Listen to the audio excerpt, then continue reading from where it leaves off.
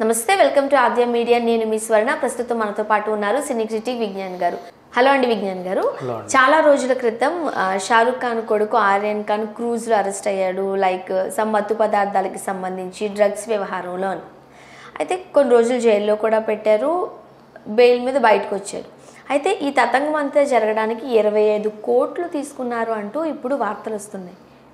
అంటే నిజమేనది 25 crores? Actually Sameer Wankhede నేతృత్వంలో గోసావి అనే ఆయన రైడ్ చేసి నన్ను పట్టుకున్నాడు. సో గోసావి ఏమన్నాడంటే నిన్ను వదిలేస్తాము కేసులో లేకుండా, ఒక 18 crores ఈయన డీలు, తర్వాత 25 ఇటు, ఇట్లా మొత్తం ఓవరాల్గా 25 అమౌంట్ అనేది ఉంది. ఫస్ట్ 18 అది కాస్త 25 అయ్యింది. ఒక 50 lakhs అడ్వాన్స్ కూడా తీసుకున్నాడు గోసావి అనేది కూడా రికార్డ్స్లో, సిబిఐ రికార్డ్స్లో ఉన్నాయి. సో ఈ జైల్లో ఉన్నప్పటికీ కూడా బెయిల్ కోసం ప్రయత్నించినప్పుడు కోర్టులో వాళ్ళు ఇచ్చిన ఆధారాలు ఏంటంటే ఈ కేసుకి ఆర్యన్ ఖాన్కి అసలు సంబంధం లేదు, ఆయన అక్కడ జస్ట్ టూర్లో ఉన్నాడు మాత్రం అంతే తప్ప దొరికిన డ్రగ్స్, కొకైన్, అవన్నీ ఆ ఇంజక్షన్లు వాటికి ఆర్యన్ ఖాన్కి సంబంధం లేదు. అసలు ఆ రోజు ఆయన వాటిని చూడలేడు, ముట్టలేడు, అసలు షిప్లో కూడా ఉన్నాడా లేదా అనుకుంటే ఆ మూలకు ఉన్నాడు అంతే, పాప మా పిల్లోడికి ఏమీ తెలియదు అని చెప్పేసి క్లీన్ చిట్ ఇచ్చేశారు. ఇలా చేయించడానికని యాక్చువల్గా A1గా ఆయన అరెస్ట్ చేసింది. అందట్లో అసలు ఈతనే మెయిన్, అసలు అవన్నీ తెచ్చింది ఈయననే, అమ్మింది ఈయననే, వాళ్ళందరికి ఇట్లనే దగ్గరుండి ఇంజెక్షన్స్ వేసింది ఈయననే, మత్తిలా పెట్టింది ఈయన అన్నట్టుగా ప్రొజెక్ట్ చేశారు బాగా. కానీ ఇప్పుడు అట్లా లేకుండా అసలు ఆయనకు సంబంధమే లేదు, వీళ్ళందరూ ఇక్కడ ఏదో రకంగా ఎంజాయ్ చేస్తుంటే ఆయన జస్ట్ ఇక్కడ ఆ మూలకున్నాడు, ఏదో టాయిలెట్ కోసం ఇక్కడికి వచ్చి ఇరుక్కున్నాడు అన్నట్టుగా చెప్పారు తప్ప, అంటే చాలా సింపుల్గా ఆయన తప్పించేశారు. సో దీని మీద వీళ్ళకి చాలామందికి అనుమానాలు ఉన్నాయి. అంతా చేసి A1 వీడు అది ఇది అన్నాం, A2 గడు దొరికాడు, A3 గడు దొరికాడు, 4, 5 వీళ్ళందరూ దొరుకుతున్నారు, వాళ్ళందరూ డ్రగ్స్ తీసుకున్నారు. విన్నాను నువ్వు A1గా పెట్టినోడిని ఎందుకు పెట్టావు అంటే అసలు నిజంగా A1 కాదు, డ్రగ్లు ఎవడో తెచ్చాడు, పిల్లలందరూ తీసుకున్నారు, ఆ తీసుకున్న వాళ్ళల్లో ఇతను కూడా ఉన్నాడు. కాకపోతే షారుఖ్ ఖాన్ కొడుకు అయ్యేసరికి ఇతన్ని మెయిన్గా పెడితే ఇక్కడ ఏదో ఉంటుంది, ఈ కేసు బాగా హైప్ అవుతుంది, అండ్ అతన్ని డ్యామేజ్ ఎంత ఎక్కువ ఉంటుందో మన బెనిఫిట్ అంత ఎక్కువ ఉంటుంది అని చెప్పేసి డ్యామేజ్ క్యాలిక్యులేషన్ని ఒక బెనిఫిట్గా మార్చుకోవడానికి 25 కోట్లు డిజైన్ చేశారు అని చెప్పేసి ఒక చిన్న వార్త. దాన్ని సిబిఐ దర్యాప్తు చేయగా అది నిజమని తేలింది. వాళ్ళ అకౌంట్స్ అన్నీ చూశారు. ఇతన్ని కూడా ఆల్మోస్ట్ ఇక సస్పెండ్ చేసినట్టేనని అడిగితే జైల్లో పెడతారు వాంకడేని. ఇది వ్యవహారం. కానీ అసలుగా జరిగింది షారుఖ్ ఖాన్ మనీ కొంత అయితే ఇచ్చి ఉండొచ్చు, ఎందుకంటే ఫస్ట్ ఆఫ్ ఆల్ భయపడిపోతాం. నెంబర్ 1 మేము ఇచ్చామంటే అది లంచమని మాకు తెలియదు, ఫీజు అనుకున్నామని కూడా చెప్పొచ్చు. అది కాకపోయినా అంత పెద్ద ఇన్సిడెంట్ అయ్యేసరికి, కొడుకు దట్టు ఈ డ్రగ్స్ వ్యవహారం అయ్యేసరికి ఒక భయం వచ్చేస్తుంది, బాబు ఏం జరగబోతుంది. ఆ టైంలో ఎవరేం చెప్పినా వినేస్తాం, ఎంత కావాలన్నా పంపించేస్తాం.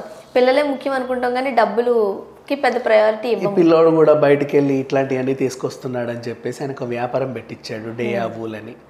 ఈ అమ్ముకో, ఇక్కడే ఉండు నువ్వు, ఎల్లకి ఇక్కడ నుంచి. ఎందుకు ఆర్టిస్ట్గా ట్రై చేయించట్లేదు? ఆర్టిస్ట్గా ట్రై చేస్తే మళ్ళీ షూటింగ్లను తిరిగి ఇవే కదా చేసేది. ఈయన మామూలుగా బయట ఉంటేనే పబ్బులకి క్లబ్లకి తిరుగుతున్నాడు. నువ్వు ఆర్టిస్ట్ని చేస్తే ఊరుకుంటాడా చెప్పు? ఆర్టిస్ట్ కొడుకంటేనే ఈ లెవెల్ విచ్చలవిడితనం ఉంది, కొంచెం మెచ్యూరిటీ రావాలి. నువ్వు అతన్నే ఆర్టిస్ట్గా చేసి ప్రొజెక్ట్ చేసేస్తే ఇంకా ఆకలేడు మనిషి. సో ఓ వ్యాపారం పెట్టేస్తే డీసెంట్గా కూర్చుంటాడని చెప్పేసి ఆ డయాబుల్ అది కాస్త ఏమన్నా ఇరగదీసిందంటే ఏమీ లేదు. కోర్టు 20,000 అంట, ఇంకేదో జస్ట్ ఇట్లా ఇట్లా ఇట్లా ఇట్లా మెడకేసి ఇట్లా తిప్పి ఇటు వేసేస్తే అదొక 19,000 అంట. అవి ఎందుకు మాకు అవసరం? అండ్ మళ్ళీ క్యాజువల్ స్ట్రీట్ వేర్ అంట, అవి లగ్జరీ డబ్బు కూడా కాదంట. ఈ రేట్లు చూసేసి ఎవరు కూడా బట్టల జోలికి వెళ్ళట్లా, అవి ఇప్పటికీ ఈగాదో మొదలుపుకుంటూ రోజు అలాగే ఉన్నాయి హ్యాంగర్లకి. ఇదొక వ్యవహారం. లేకంటే మా అయితే వాళ్ళే రోజు కొట్టేసుకొని తిరగచ్చు, అంతకు మించిగా వేరే విషయం లేదు.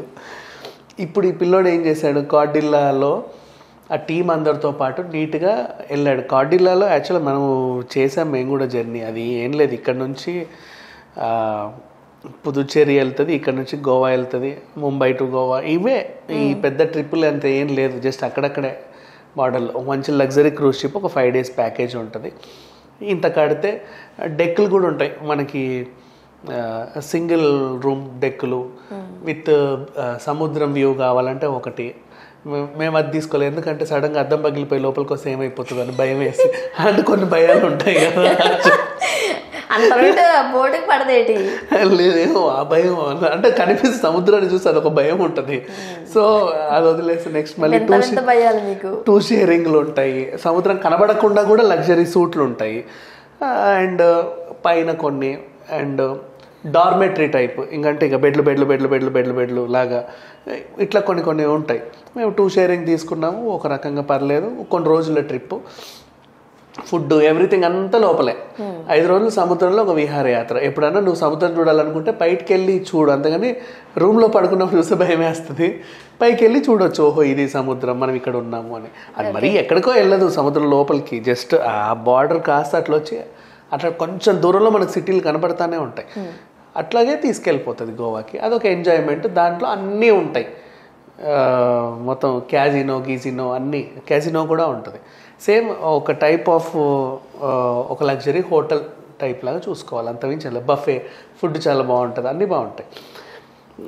ఈ పిల్లడు అండ్ అక్కడ పైన పబ్బు ఏదైతే ఉంటుందో ఆ 2nd ఫ్లోర్లో ఆ పైన పబ్బు టైప్ ఉంటుందో దానిపైన ఇంకా వాటర్ పబ్ ఉంటుంది. ఆ మధ్యలో ఉండే పబ్బు అంటే ఈ క్యాజినోకి వాటర్ దానికి మధ్యలో ఉండే పబ్ ఏదైతే ఉంటుందో దీంట్లో ఎక్కువ ఈ వ్యవహారాలు నడుస్తాయి. అంటే దాంట్లో అది కొంచెం ప్రైవసీ టైప్ ఉంటుంది.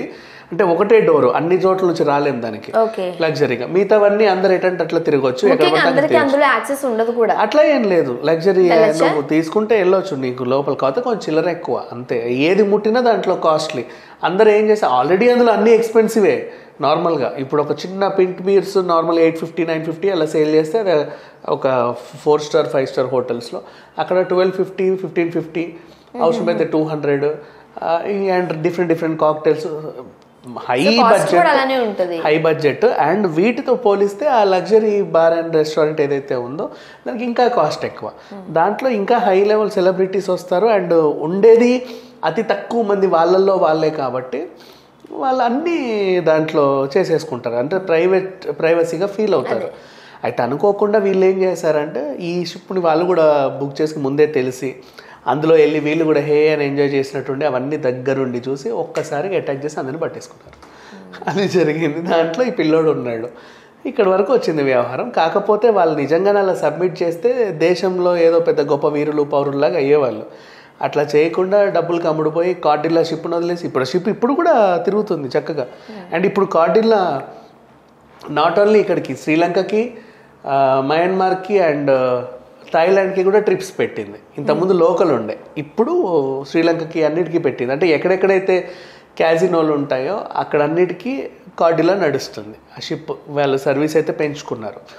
సో ఈ రకంగా జరుగుతుంది. వాళ్ళు ఆ షిప్ని ఏమి చేయాల, దీన్ని ఏం చేయలేదు. ఒక ఆర్యన్ ఖాన్ మీదే పడ్డారు, డబ్బులు కమ్ముడు పోయారు. ఇప్పుడు వాళ్ళకి విషయం తెలిసింది. ఒకవేళ నిజంగా మళ్ళీ షారూఖ్ ఖాన్ వాళ్ళు ఇచ్చుంటారు లంచము, ఇట్లా జరిగింది అంటే మళ్ళీ ఏమైనా పిల్లోడికి ఇరుక్కునే అవకాశాలు అయితే ఉన్నాయి. Thank you so much. Thank you.